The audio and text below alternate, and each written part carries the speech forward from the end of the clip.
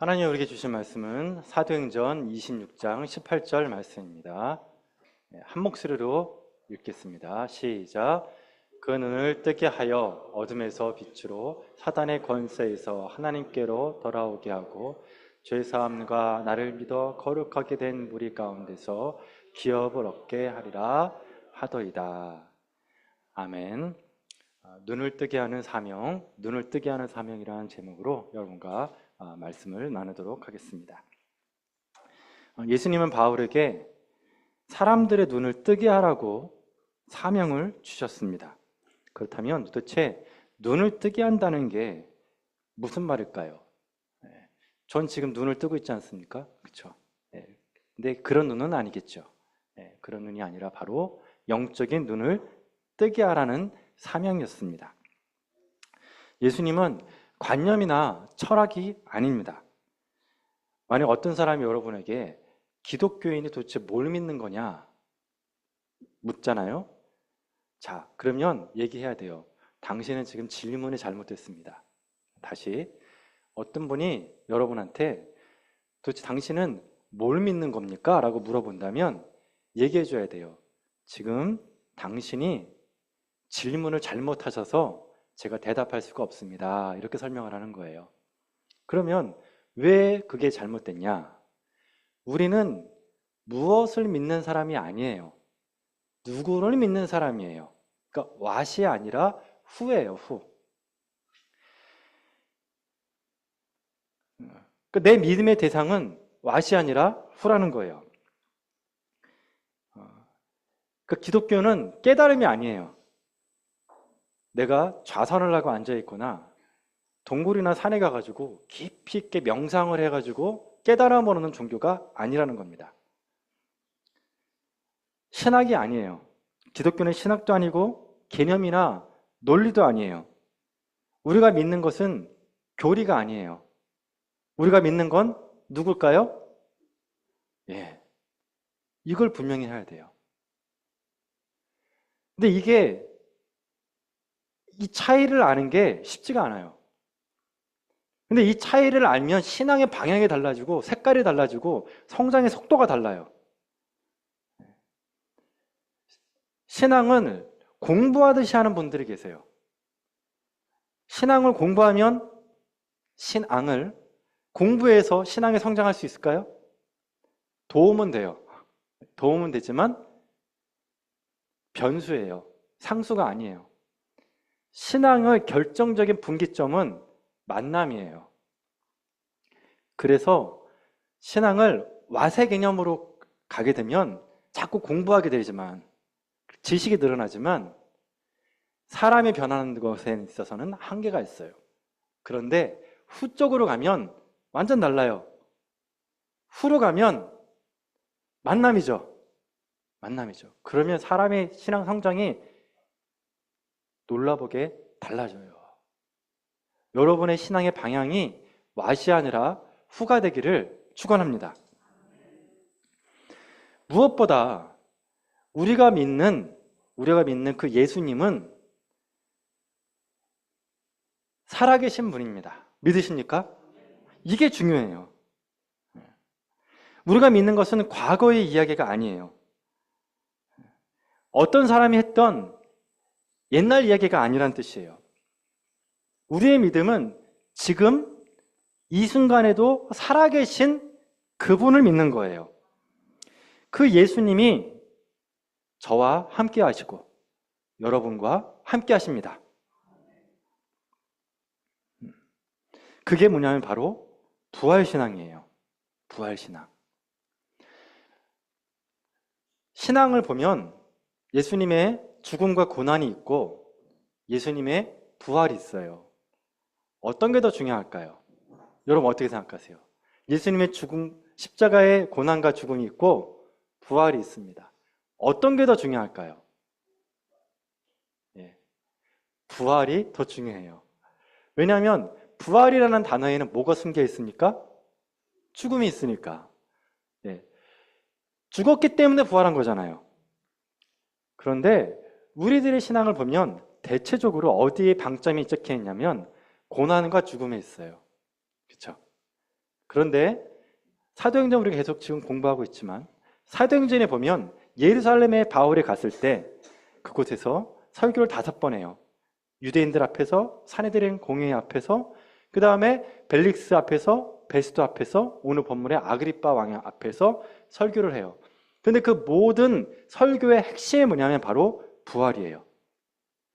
그러니까 죽음에 대한 얘기는 거의 안 하고 뭐만 얘기하냐면 부활에 대한 얘기만 하는 겁니다. 그러니까 여러분, 복음에서 예수님이 핵심적인 단어가 있다면 뭐라고요, 여러분? 부활이에요. 이 부활신앙, 예수님이 살아계신다는 것, 그래서 그 살아계신 2000년 전에 죽으신 그 예수님, 살아계신 그 예수님이 지금 나와 함께 하신다는 것, 여러분 신비롭지 않습니까? 기적이에요, 여러분. 여러분, 우리는 지금 이걸 믿는 사람이에요. 근데 이거를 어떻게 한다고요? 경험하는 사람이에요. 그냥 단순히 그냥 이야기로 끝나는 것이 아니라 어떻게 한다고 이걸요? 경험하는 거예요. 여러분 예수님이 여러분과 지금 함께하고 있습니까? 여러분이 아멘 하셨다면 저는 여러분은 복받은 자입니다. 복받은 사람입니다. 아직까지도 주님이 나와 함께하는지 아리까리하면 회개하셔야 돼요.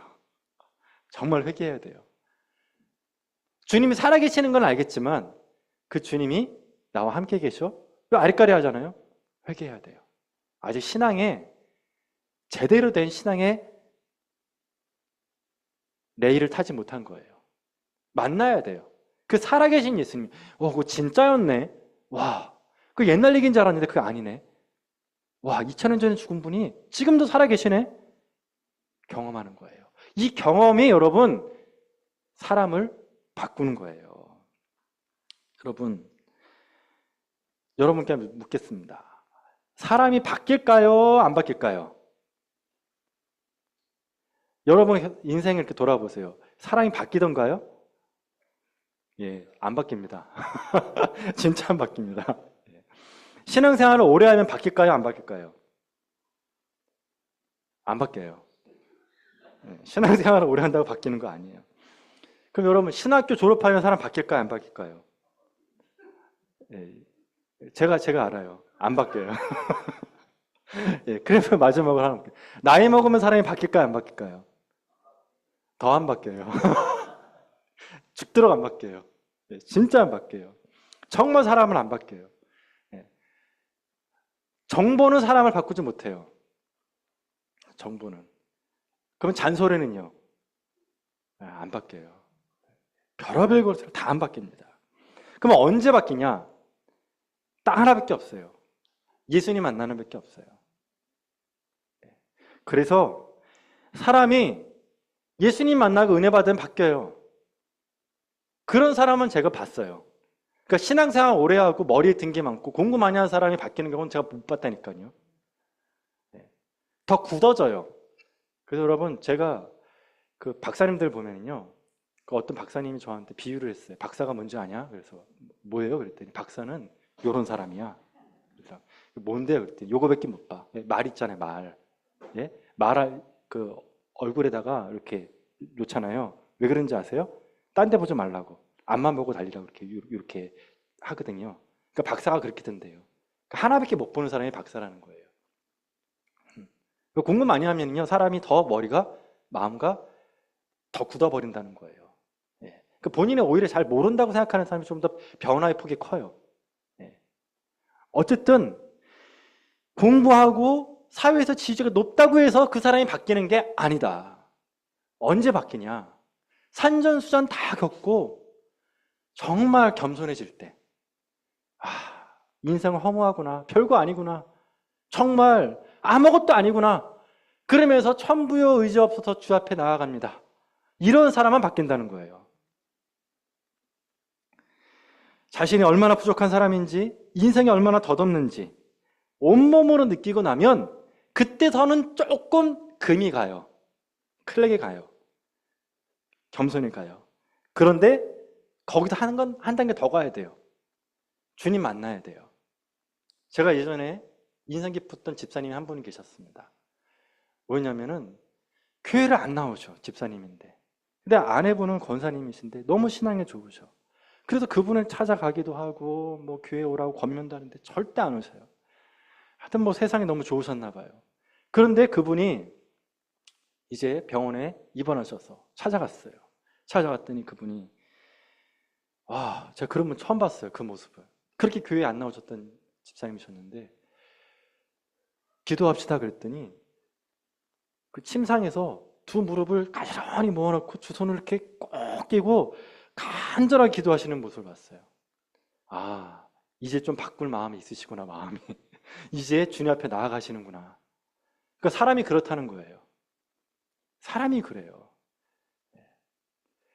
정말 막바지에 가서야, 그때서야 사람의 마음이 내가 죄인이구나, 내가 부족한 사람이구나, 그때서 마음이 조금 열려요. 근데 그때 주님 만나주신다는 거예요. 주님 그때 만나주시는 거예요. 그때 은혜를 주시는 거예요. 그러면 사람이 바뀌어요. 제가 이번 주에 목사님들 모이는 장소에 갔어요. 목사님 모이는 장소에 갔는데 그 목사님 분 한 중에 한 분이 물어보더라고요. 최 목사님 그 교회 이사 잘했어요? 그래요. 네, 잘했습니다. 네. 그래가지고 그 다음이 중요하지. 그 다음에 저한테 그러는 거예요. 칭찬하려고. 왜 교회 이전하는 게 쉬운 게 아니거든요. 목사님한테 앉아있으니까 그분이 이제 저를 칭찬하려고 막 하려고 하는 순간에 제가 딱 정신 차렸어요. 그거 제가 한 거 아닙니다. 우리 교인들이 다 했습니다. 그냥 저는 그냥 팔짱 끼고 있었습니다. 제가 왜 그랬을까요, 여러분? 만약에 제가 그 자리에서 사람들의 칭찬을 듣고 제가 제 자랑을 했으면 큰일 나요. 왜죠? 하나님의 영광을 제가 취하기 때문에 그런 거예요. 큰일 나요, 큰일 나. 그래서 저는 칭찬이 싫어요. 그러면 저를 욕하는 건요, 더 싫어요. 그러니까 칭찬도 하세요, 욕도 하지 마세요. 칭찬 안 좋고 욕도 별로 안 좋아요. 그냥 가면 내비두면 돼요. 내비두시면 돼요. 절대 영광을 취하면 안 돼요. 여러분, 지옥에 누가 갑니까? 지옥에 의로운 사람이 가는 거예요. 어떤 의냐면 자기 의가 있는 사람, 자기 의. 나 잘났다고 생각하는 사람이 지옥 가는 거예요. 그래서 착할수록 지옥 갈 확률이 높아요. 왜 그렇죠? 나는 죄가 없다고 생각하는 건 그래요. 나는 의인이라고 생각하기 때문에 그래요. 근데 천국은 누가 갑니까? 죄인이 가는 거예요. 희한하지 않아요, 여러분? 지옥은 의인이 가고 천국은 죄인이 가는 거예요. 저는 죄인입니다. 정말 제가 아무것도 아니네요, 주님. 나의 의는 이것뿐 예수의 피밖에 없네. 이런 사람이 가는 거예요, 이런 사람이. 그래서 여러분, 신앙생활을 깊이 있게 하고 예수님을 진짜 만난 사람들은 공통점이 있어요. 자기 의가 없어요, 자기 의가. 칭찬하는 걸 싫어해요. 정말 싫어요. 불편해요, 막 그게. 본인은 그게 아니거든요. 옛날에 유명한 말 있잖아요. 김수환 추기경님께서 기자하고 대화했던 게 있는데 저는 아주 그게 참 마음에 남았어요. 신문에 보니까 어떤 기자가 김수환 추기경님을 향해서 아주 칭찬을 막 하는 거예요. 대단하시다. 막 엄청난 미사구언을 쓰면서 칭찬했어요. 그랬더니 그분이 딱 한마디 했어요. 당신이 내 속에 들어왔다 나가면 나한테 돌을 던질 거라고. 사람이 그렇다니까요, 여러분. 지금 여러분 앞에는 제가 이렇게 멀쩡해 보여도 여러분이 제 속에 들어갔다 나오면 제 설계 못 들어요. 저런 인간이 다 있냐. 이런다니까요. 저 쫓겨난다니까요. 그 사람 속에 안 들어갔을 뿐이지 제 속으로 어떤 생각을 하는지 여러분 모르잖아요. 그렇잖아요? 옆에 사람 얼굴 보세요. 표정을 보세요. 표정은 좋죠. 그 사람이 무슨 생각하는지 알아요? 몰라요? 모른다니까요, 여러분. 그래서 여러분, 우리는 다 죄인이다. 천국은 누가 간다? 죄인이 간다. 누구의 의를 의지하기 때문에? 예수님의 피밖에 없어요. 그래서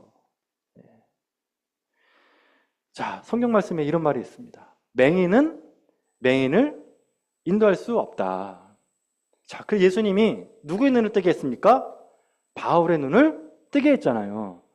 그 바울의 눈이 떠졌다는 거예요. 그 바울의 눈이 떠졌다는 건 영안이 떠졌다는 거예요. 영안이. 그쵸? 근데 예수님은 이 영안이 떠져 있지 않는 사람한테 뭐라고 하냐면 맹인이라 그랬어요. 맹인. 특히 누구한테 말했냐면 성경을 많이 아는 사람한테 얘기했어요. 그게 누구죠? 바리새인. 그렇죠. 성경을 많이 알잖아요. 또 그 사람의 특징이 뭐예요? 성경도 많이 알고 자기의 의가 충만한 사람이라고요. 성경 많이 알고 자기의 의가 충만한 사람은 주님 뭐라고 하냐면 맹인이다. 뭘 모른다? 영적인 세계를 전혀 모른다. 여러분 신앙도 마찬가지예요, 여러분. 부부 중에서, 가족 중에서 부부 중에 한 사람이라도 영적으로 눈을 뜬 사람이 있으면 그 가정은 희망이 있어요. 가족 전체가 맹인이어도 딱 한 사람만 영적인 눈을 떠 있으면, 영적인 감각이 있으면 그 집안은 살아나요. 바울이 빌립보 감옥에 있을 때 기적이 일어나죠. 그랬더니 간수하고 대화를 하죠. 그랬더니 간수에게 바울이 뭐라고 얘기합니까? 주 예수를 믿으라. 그리하면 너와, 그렇죠, 너와 내 집, 누구만 구원받는다고요? 간수만이 아니라니까요. 누구도 구원받는다고요? 그 집 전체가 구원받는다니까요. 그러니까 여러분, 가정 전체가 다 불신자 가정이어도 한 사람만 제대로 정신 차린 정말 영적인 감각이 있는 분이 한 사람은 그 가정에 들어가면 그 가족 전체가 다 어떻게 된다고요? 바뀐다는 거예요. 저도 소시적에 그걸 놓고 제가 기도했었어요. 주님, 정말 기도합니다. 주님. 그런데 이 말씀에, 이 약속의 말씀을 갖고 기도했었어요. 다 구원받게 해달라고. 여러분, 아직 여러분 가정에서 구원받지 못한 가정이 있습니까? 그렇다면 이 약속의 말씀을 잡고 기도하시기를 축원합니다. 어떤 부부가 있었는데 아내는 신앙생활을 아주 잘하시는 분이었어요. 근데 남편은 신앙생활을 전혀 안 하시는 분이었습니다. 근데 아내가 어느 날부터 교회를 가는데 예쁘게 차려입고 가는 거예요. 그러니까 어때요? 의심이 드는 거죠. 저 마누라가 목사하고 바람 피러 가는구나. 그때부터 이제 의심병이 들기 시작하는 거예요. 그래서 어떻게 하냐면 내가 그거를 밝히리라. 그래서 아내가 교회 가면 따라가기 시작했어요. 그 현장을 붙잡으러. 그래가지고 그 부부가 이제 계속 따라다니니까 예배 가면 예배처에 가고 식당 가면 식당에 가고 구역 모임 가면 구역 모임 가고 다 따라다니는 거예요. 딴짓 못하게. 근데 참 이게 목사님 입장에서 불편했대요. 왜냐하면 그 부부가 앉아있는데 그 남편분이 도끼 눈으로 그 목사님을 쳐다보는 거예요. 왜 쳐다보느냐? 우리 아내를 보지 말라는 거죠. 그래서 목사님이 이렇게 설교를 하다가 이렇게 쭉 이렇게 쳐다보다가 그분이 도끼 눈을 뜨니까 이렇게 보다가 이러니까 그쪽을 못 보는 거예요. 그래서 그쪽을 못 보고 이렇게 쭉 가다가 샥 갔다가 이렇게 갔다가 샥 갔다가 이렇게 설교를 하셨대요. 그런데 안타깝게도 그분이 은혜를 받았어요. 그렇게 따라다니다가 아내가 갈 때마다 따라다니니까 바람 피는 거 잡으려고 너무 따라다니다 은혜를 받아버린 거예요. 그 예수님 믿고 예수님 영접하고 교회 직분자가 된 거예요. 그러니까 하나님은 참 심령만직한 분이세요. 다양한 방법으로, 정말 다양한 방법으로 구원의 역사를 쓰십니다.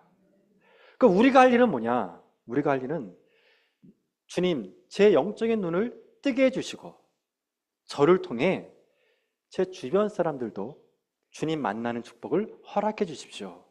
요겁니다. 자, 그러면 바울의 눈을 뜨게 하신 예수님이 바울에게 어떤 사명을 줬는지 한번 찾아보겠습니다. 그게 오늘 본 말씀인데 26장 18절 본문 띄워주시면 됩니다. 자, 26장 18절 거기에 보니까 바울에게 예수님이 어떤 사명을 주셨죠? 눈을 뜨게 하라는 사명을 주셨어요. 눈을 뜨게 하라는 거. 그러니까 바울의 눈을 먼저 뜨게 하셨고 그 다음에 바울에게 다른 사람들의 뭐를 뜨게 하게 하라고요? 눈을 뜨게 하라. 그러면 다른 사람의 눈을 뜨게 한다는 게 무슨 말이냐? 이겁니다. 이 세상은 물리적인 세상만 있는 게 아니에요. 물리적인 세상과 영적인 세상이 중첩돼 있어요. 그런데 눈이 감긴 사람은 물리적인 세상만 보여요. 이게 전부인지 안다고요. 근데 그렇지 않아요. 물리적인 세상은 뭐가 겹쳐 있다고 여러분? 영적인 세계가 겹쳐 있다는 거예요. 이게 눈뜬 자가 세상을 바라보는 거예요. 그러면 눈을 뜨면 어떤 게 보이느냐? 그 다음 단어가 그 영적인 세상이 내용이 나옵니다. 자, 이 세상이 어떻게 물리적 세상만 있는 게 아니라 어떤 세상이 또 있다고요? 어둠에서 빛으로. 그러니까 빛된 세상, 어둠과 빛이 세상이다. 근데 그 어둠과 빛이 또 다른 단어로 표현되죠. 뭐죠? 사단의 권세. 이거 어둠이라고요. 근데 어때요? 하나님 뭐예요? 빛이라고요. 그러니까 사단의 세력과 빛의 세력, 어둠과 빛이 어떻다고 지금 우리 앞에 공존하고 있다는 거예요. 그래서 저는 유양교회 지금 올해 제 기도 제목은 뭐냐면 우리 유양교회에 교육부서가 만들어지는 걸 놓고 기도하고 있습니다. 근데 사실은 이게 저한테는 상당히 기적 같은 기도 제목이에요. 그러니까 이렇게 말해놓고도 제가 좀 마음이 찜찜해요. 왜냐면 정말 그럴 수 있을까라는 마음, 솔직한 마음입니다. 왜냐면 지금 다 대한민국 전체가 다 쪼그라들고 있는 상황 아니겠습니까? 교회들도 지금 교육부서가 다 없어지는 추세예요. 제가 이 유양교회 오기 직전의 교회도 청년부가 있었는데 궁금해서 잘 지내는지 봤어요. 청년부가 없어져 버렸어요. 너무 마음이 안타까워요. 그러니까 교육부서가 없어지는 추세인데 지금 우리는 어떻게 한다고요? 교육부서를 만들어달라 기도한다는 거죠. 그러니까 제 마음속에 부담이 있는 거예요. 근데 저는 그냥 그건 제 개인적인 마음이고 저는 그냥 믿기로 했습니다. 뭐냐면 우리 교회를 오게 하신 것은 하나님의 기적 아니겠습니까? 하나님의 은혜 아니겠습니까? 그러면 저는 그래서 제 자신을 믿지 않아요. 누굴 믿냐면 이곳으로 보내신 하나님을 믿습니다. 그래서 저는 믿는 거예요. 저의 소망은 제가 아니고 죄송하지만 여러분도 아니에요. 제 소망은 주님께 있어요. 주님께서 우리를 보내주셨으니 우리 유양교회 교육부서를 세워 주옵소서. 그래서 만든 게 뭐냐면 퀀텀 포크데이예요. 그래서 만든 게 퀀텀이 뭐냐? 양자예요, 양자. 양자가 뭐냐? 말자도 있고 숫자도 있고 다 있는데 도대체 양자는 뭐냐? 그 양자는 뭐 자세한 거는 우리 예배 끝나고 우리 황성구 장로님께 문의해 주시면은 자세하게 설명해 주실 겁니다. 중요한 거는 그 양자가 뭐냐면 맛있다는 거죠. 그러니까 우리는 그것만 알면 돼요. 맛있는 고기다, 양자고기. 근데 이게 고기가 돈 주고도 살 수가 없다. 여러분 정육점 가가지고 양자고기 주세요 그러면 뭐요? 그럴 거예요. 돈 주고도 못 사는 거예요. 오직 황성구 장로님만 사 먹을 수 있어요. 비밀인 것 같아요. 어쨌든 그래서 여러분 이거 3월 30일 날 합니다. 다음 달 마지막 주에. 대상은 친구, 지인, 청년 누구나 좋습니다. 데리고 오십시오. 데리고 올 때 교우자 그러면 옵니까 안 옵니까? 안 와요. 근데 고기 먹자 그러면 옵니까 안 옵니까? 가능성이 높아지죠. 근데 맛있는 고기라 그러면 좀 생각이 달라질 겁니다. 또 양자고기라 그러면 더 이상할 겁니다. 근데 거기다 퀀텀이라고 합시다. 퀀텀. 그럼 퀀텀 포크라 그러면 더 이상할 겁니다. 이게 뭐요? 그래요. 근데 일단은 와보시면 됩니다. 정말 맛있습니다. 그래서 일단은 데리고 오는 거예요. 고기 먹을래 그러고 일단 데리고 오는 겁니다. 그러니까 여러분이 할 일은 데리고 온다. 그럼 제가 할 일은 예배를 잘 인도한다. 그럼 주님이 할 일은 뭘까요? 만나주시는 거예요. 주님이 만나주시면 돼요. 그 주님이 만나주시면 그분한테 어떤 게 열리느냐? 물리적인 세상만 있는 것이 아니구나. 그 주님이 하실 일이에요. 우리는 데리고 오기만 하면 되는 겁니다. 그래서 저는 기도합니다. 주님, 우리 유양교회 새 영혼이 들어왔을 때 주님을 인격적으로 만나고 그분이 예수님 영접해서 세례받게 하시고 그분의 영혼과 육체가 회복되는 은혜를 받게 하여 주옵소서. 이게 제 기도 제목이에요. 계속 10년, 20년, 30년, 4, 50년을 같은 분만 계속 보는 것이 아니라 새 얼굴 좀 보게 해 주십시오. 새 얼굴 좀 보게 해주십시오. 이게 저와 여러분의 기도 제목이 되어야 합니다. 예. 그렇기 때문에 우리의 기도 제목은 오늘 본 말씀 18절에 있어야 합니다. 이렇게 바울이 베스도와 아그리빠 왕 앞에서 부활하신 예수님에 대해서 간증하자 베스도가 26장 24절에서 이렇게 말합니다. 같이 한번 읽어보겠습니다. 24절입니다. 네, 같이 읽겠습니다. 시작. 바울아 내가 미쳤도다. 내 많은 학문이 너를 미치게 한다 하니. 예, 베스도 총독. 예, 이 총독이 바울을 향해서 했던 말입니다. 너가 미쳤다. 이유는 너무 많은 학문에 너를 미치겠다. 저는 이 베스도의 바울에 대한 이 평가가 제대로 된 평가라고 생각을 합니다.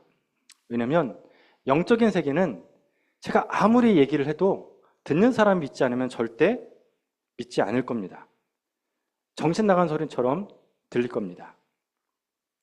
2000년 전에 팔레스타인에 죽은 예수님을 어떻게 지금 대한민국에서 만날 수 있습니까? 이거는 아무리 제가 좋은 말로 해도 되는 게 아닙니다. 주님 만나 주셔야만 되는 정말 신비입니다. 그런데 베스도가 이렇게 너가 미쳤다고 얘기하는 것은 단순히 바울이 전한 그런 메시지, 정보의 문제가 아니었습니다.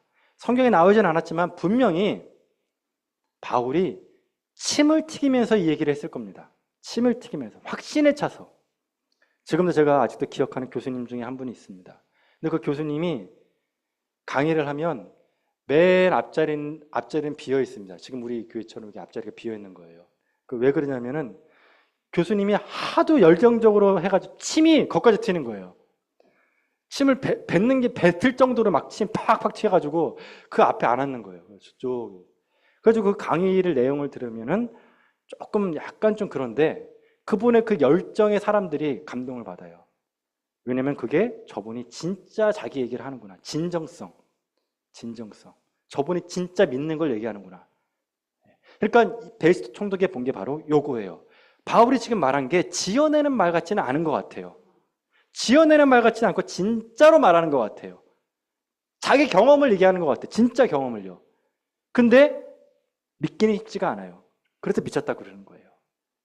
그래서 여러분, 기독교가 예수님이 주는 게 뭐냐? 확신이다. 예수님이 우리에게 주시는 것이 바로 확신이라는 거예요. 제가 예화 하나만 드리고 마치도록 하겠습니다. 제가 설교에 대해서 배우고 싶어서 존경하는 목사님께 찾아갔습니다. 그래서 목사님한테, 그분이 이제 90이 넘었는데 지금도 설교를 하세요. 평생 동안 설교했는데 약 한 70년 동안 설교하신 거예요. 20대에 시작했거든요, 설교를. 70년을 설교하신 분이세요. 그래서 그분한테 목사님, 설교를 어떻게 하면 됩니까? 여쭤봤어요.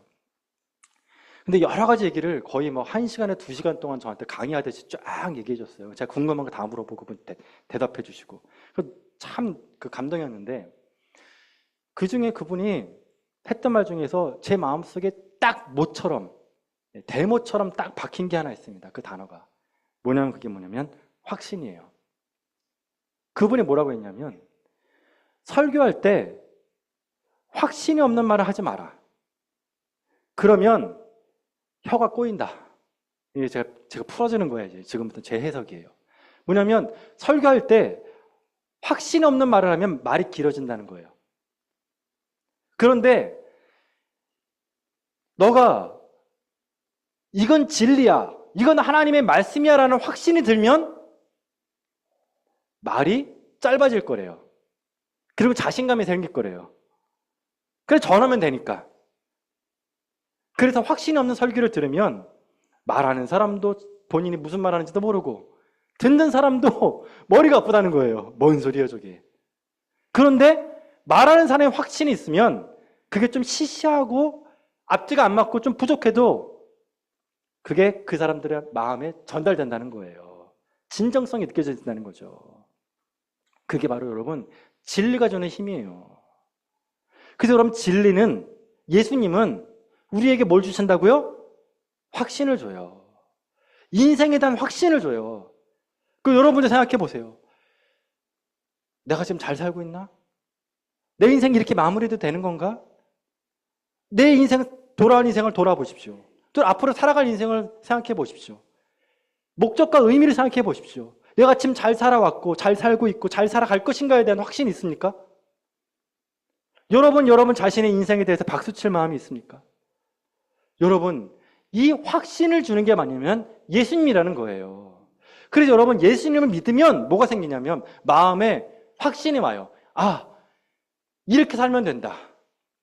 이렇게 살면 된다. 그래서 저도 어떤 마음이냐면 힘들 때가 있어요. 아, 참 힘들다. 아, 피곤하다. 아, 이렇게 하는 게 맞나? 의구심이 들 때 있어요. 그때 주님을 바라봐요. 물어보는 거예요. 주님, 제가 지금 잘하고 있습니까? 그럼 그때 주님이 저한테 말씀하세요. 뭐냐면 내가 너한테 준 사명 그거 하고 있니? 예. 그럼 된 거야. 그럼 마음이 명쾌해져요. 명료해져요. 그래서 여러분, 애매모호한 것은 마귀가 주는 마음입니다. 그게 어둠이에요. 어둠이에요, 어둠. 애매하고 혼란스러운 것은 하나님이 주시는 마음이 아니에요. 하나님이 주시는 마음은 명쾌함이에요. 분명해요. 내가 지금 어떻게 살았고 어디에 있고 어떻게 살아갈지가 분명해진다니까요. 딱 부러지는 인생이 돼요. 저는 이 시대에 보면 너무 안타까워요. 이 시대가 너무 공감을 추구하는 시대가 돼가지고 이래도 좋고 저래도 좋고 이런 세상이 됐어요. 이상하게 딱 부러지는 사람이 점점 더 없어지는 세대가 됐어요. 그러면 우리는 그런 흐름에 따라가면 안 돼요. 여러분, 믿는 자는 딱 부러지는 사람인지 믿으시길 축원합니다. 왜냐하면 그 안에 진리가 있기 때문에 그래요. 예수님이 있기 때문에 그래요. 마음의 빛 가운데 있어서 그래요. 그래서 여러분, 저는 우리 위안교회가 새가족이 오고 청년들이 오고 정말 마음에 눌리고 힘들고 어려운 분들이 왔을 때 우리 위안교회에 딱 오면 마음이 상쾌해지는 은혜가 있기를 정말 축원합니다. 정말 길을 잃어버렸던 분들이, 길을 잃어버리고 삶의 의미를 잃어버렸던 분들이 우리 위안교회에 와가지고 이렇게 하면 되는구나, 명쾌해지기를 축원합니다. 이런 교회가 되길 위해 우리 같이 힘쓰겠습니다. 예, 기도하겠습니다.